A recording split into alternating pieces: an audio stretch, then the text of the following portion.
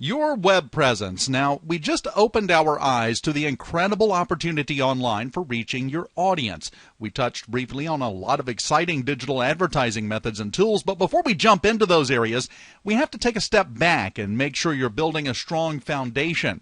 If we cover only social media promotion and search marketing without paying attention to your web presence, and yes, we're going to discuss the importance of a cohesive presence involving several websites, well, if we didn't do that, we would, in essence, be asking you to construct a skyscraper without a foundation. Foundation for a skyscraper should be around 5 stories deep below ground, or your skyscraper falls over. Now, let's start by looking at your primary company website. Then later on, we'll take you through how to quickly and easily create a cohesive presence across several websites, including a blog and social profiles, when we discuss social media. Your primary website is accountable to your business in much the same way a salesperson or employee is. Your website needs to fulfill these 6 primary relationships. It should educate your audience in a way that's easily digestible, allowing them to make an immediate buying decision. Immediate is important there. Or to interact with your company. It should allow them to reinforce your company brand and image, including your company mission, communications, visual impression, and overall character. It should establish your company and its officers, or a chosen representative, as thought leaders and authorities in your industry. It should generate leads and sales. This seems obvious, but I bet the majority of folks find their website kind of lacking in that area. Your website should build lasting relationships with your audience. That's an important and often overlooked role, and that leads us to your website's final duty, empowering your audience to buy more frequently, consistently, and at a higher dollar value. When push comes to shove and we look at the stark reality of growing a business, these are the only ways to grow a business. Now, what your website will not do, it will not miraculously receive traffic. Now, let's face it, some part of us always feels like that old saying, if we build it, they will come. Well, we've talked with dozens of companies who were baffled as to why they weren't making sales or getting leads online. They say, I built a beautiful website, but a gorgeous website can sometimes hurt your website's effectiveness. It definitely does not guarantee miraculous traffic. Your website will not replace personal attention and connection. Now, we're going to show you how to use your website and online tools to create a more personal connection with your customers and audience. It's important to note that just because your website will be interacting with your market doesn't mean that you don't have to. We're a strong proponent of personal connection between a company and its audience. Nothing, no matter how effective, can replace the bond created with solid customer service. It always goes back to the basics. Also, your website will not take the place of effective marketing and messaging. I don't know why this is, but it seems that most companies put up their websites but don't bother to craft their web copy or site layout with the same attention paid to collateral and traditional ads. Now, your website can only achieve its responsibilities if you properly craft its elements and, most importantly, test them to find out what your audience responds best to, and specifically your audience, because each audience is different. Now, let's dive into your primary website elements now.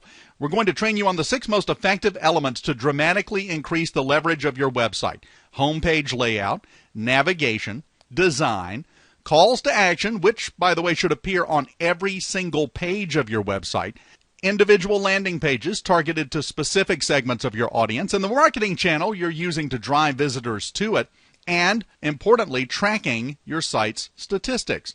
Now, traditionally, we think of our homepage as the central part of our website that shows visitors every single area they can visit and introduces them to who you are and what you do. But testing and statistics have shown that the intuitive approach to the homepage actually causes most visitors to leave instantly. Websites keep their visitors longer and receive more traffic to other pages of their website if they have the counterintuitive approach. Your homepage is not your be-all, end-all first impression. You aren't blasting a marketing message that has only 1 minute to make an impression. You're building a relationship that can span hours and hopefully days and years. So your homepage's sole purpose is to get your visitor to stay on your site and instantly click into your site within their first 5 seconds. Now, this is accomplished by focusing your homepage to one primary visitor action you want them to take. This would amount to the first step you've designed in your marketing funnel. To hedge against alienating visitors who perhaps aren't interested in your primary action, you want to provide up to 3 more secondary actions.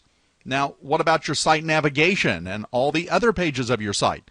Don't worry, we're not telling you to erase all the content from your homepage except your primary and secondary actions. You can still have a menu that leads to your main pages, and we also encourage having a sidebar with email capture, collateral downloads, and more. We're just saying that the primary real estate on your homepage, the central area where your welcome message appears, should be used for your primary and secondary actions and nothing else. Site navigation is much more than just the menu bar on your website. It's a progression through your site that should match your visitor's natural psychological processes that addresses his core objections, fears, questions, and benefits that they have or desire. Now again, what is counterintuitive will often be more effective than you might think. In this case, we assume that site navigation should be the responsibility of our website designer.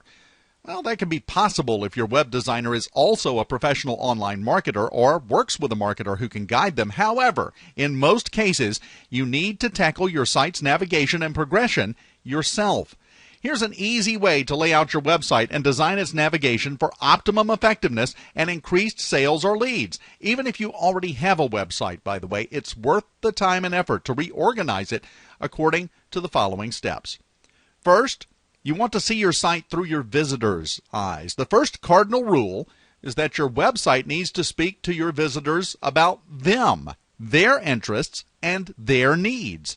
Your website is not about your company. It's about your visitor and how your company fixes their problems, serves their needs, and improves their life or business. So start out by getting clear on who your visitor is. You may have more than one core visitor type, such as customers, investors, and the press, or more than one core niche of your audience that you need to address. For example, if you sell information on reducing medical expenses and securing effective medical care, large responsive niches would be the elderly, cancer patients, and chiropractic patients with back and neck pain. We'll go into more detail when we cover landing pages about how to specifically target these separate visitor types, but first, you have to identify who they are. You can do this by looking at your website statistics, surveying your current customer base, and other market research, which we'll also cover in more depth a little bit later. Now, second, once you know who your core visitor is, the next step is to map out the natural psychological process of that visitor. This is the key that would result in a sale or a lead. Now, we've provided a worksheet to help you map this out. Don't worry about doing it now, though. You'll be able to take your workbook home and work through it. Just write down any ideas that come to you as we go along, and then we'll flesh it out for you later. Now, third and finally, you want to make sure you've accounted for your visitors' objections, fears, questions, benefits, and desires as they move through the natural buying process.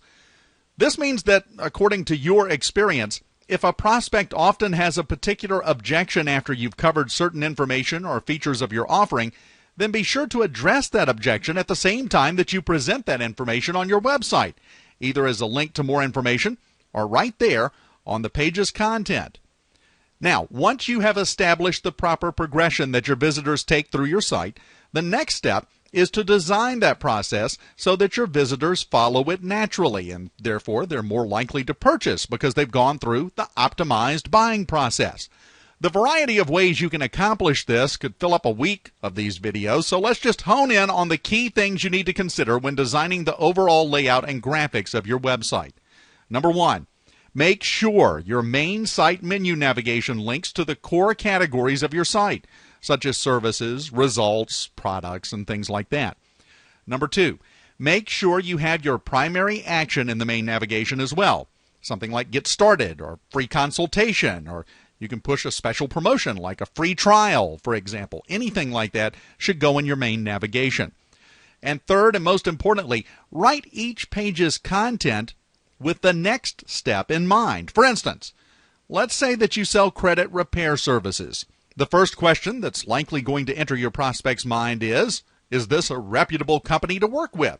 So right on the home page and the landing pages, in your header or below your primary and secondary call to actions, you may want to include a few brief bullet points establishing your company's accreditations, reputation, and years in business, things like that. Now, let's say the primary action you want them to take is to sign up for an introductory package or a free trial. Then your secondary actions would likely be a link to all available packages and an explanation of how credit repair works. Once your visitor starts learning about how credit repair works, their next question may be, so why not do it myself? So you'll want to include that objection and your response to that objection on that page. Or bring it up and link to a page with your explanation, maybe part of your frequently asked questions area, for example.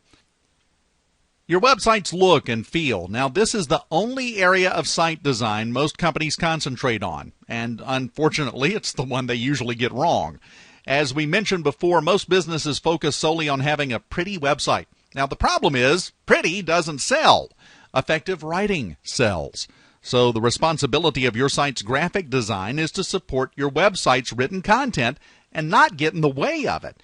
Now, what this means is you want to determine how you want your visitors to feel while they're on your website.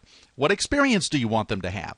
If you're an entertainment media company promoting a hip new movie or a phone, obviously you want your graphics and colors to pop and reinforce the experience of fun and youth and bright colors, designs, activity.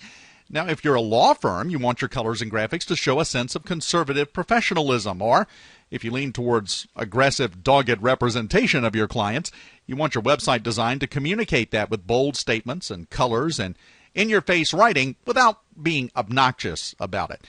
Now, this leads to the one element of your website that matters most. You could get everything else we've talked about wrong. And if you just get this one thing right, you'll still be able to increase your website's effectiveness dramatically.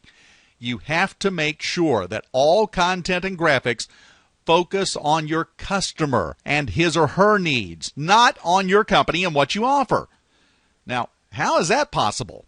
You still talk about your services and offerings, their features and benefits, but you do so by focusing on what the customer needs, wants, and worries about. Talk about the challenges they face and how you're the best option for addressing them. Not on all the cool widgets you have and the neat features only you really care about, without attaching them to benefits that customers care about the most. Now, another quick tip. Write to the individual, not to a vague plural audience. This will happen automatically if you create a single customer avatar that represents the average ideal customer that you have, and then talk to that avatar, not to the group. We provided an exercise in your workbook for describing your ideal customer, identifying key characteristics that apply globally to your client base, and building a customer avatar accordingly. Make sure you look through that section of the book. This is extremely important. Now, we want you to do that after we're done, though, because we still have a lot of stuff that we've got to get to. You have a checklist that will lead you through the workbook so you don't get lost or feel overwhelmed with what you need to do next. Just make sure you continue to refer to that.